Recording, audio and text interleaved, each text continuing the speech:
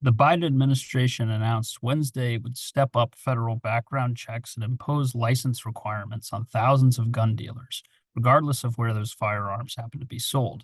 Through a proposed rule last year, the Justice Department sought to close more, quote, loopholes for gun sales through the licenses and background checks, especially for guns that are sold on the internet, at gun shows, and not at brick and mortar retailers. The rule was a result of the bipartisan Safer Communities Act signed into law by President Biden in June 2022 after the Texas shooting at Uvalde Elementary School in May 2022. Biden, in a statement announcing the rule, said that he had spent hours with families who've lost loved ones to gun violence, and they all have the same message: do something. Today, my administration is taking action to make sure fewer guns are sold without background checks. Around 80,000 firearm dealers are already federally licensed, whereas 20,000 gun sellers have been unable to peddle their wares without federal involvement, according to Associated Press. Bipartisan legislation that led to the rule was negotiated by 2 Democrats and 2 Republicans. Senators Kirsten Sinema and Senators Chris Murphy approved the bill, as did Senators John Cornyn of Texas and Senator Tom Tillis of North Carolina. But a Cornyn spokesperson told the Post on Thursday that both Tillis and Cornyn would oppose this unconstitutional rule, and they had support of other Senate Republicans needed to reverse it before the 30 days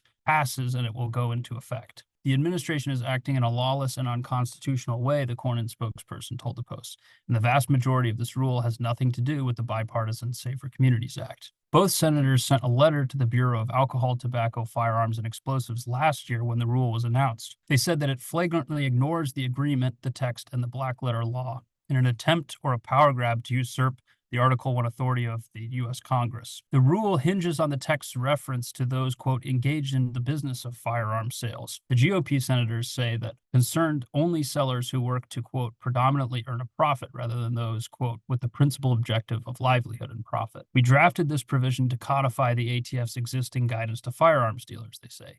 This underscores how far afield the ATF is with their proposed rule. Both of them affirmed that their goal with the legislation was to provide predictability and clarity, not to give the ATF an opportunity to impose a gun control regime on law-abiding Americans. Representative Andrew Clyde in the House is also leading a challenge to this rule under the Congressional Review Act. But Senator Chris Murphy, a staunch gun control proponent, hailed the rule in a statement to the Post, saying it would, quote, significantly increase the number of background checks performed and help keep guns out of dangerous hands. For too long, the law allowed individuals who were clearly in business as a firearms dealer to sell guns for profit without conducting background checks, permitting thousands of guns to fly under the radar each year. This rule brings us closer to the goal of universal background checks and will save lives, he said.